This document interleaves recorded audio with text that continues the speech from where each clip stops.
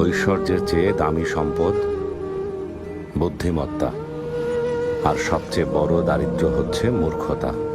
নিরর্থক ভয় পাওয়া হচ্ছে সবচেয়ে বড় দুর্বলতা।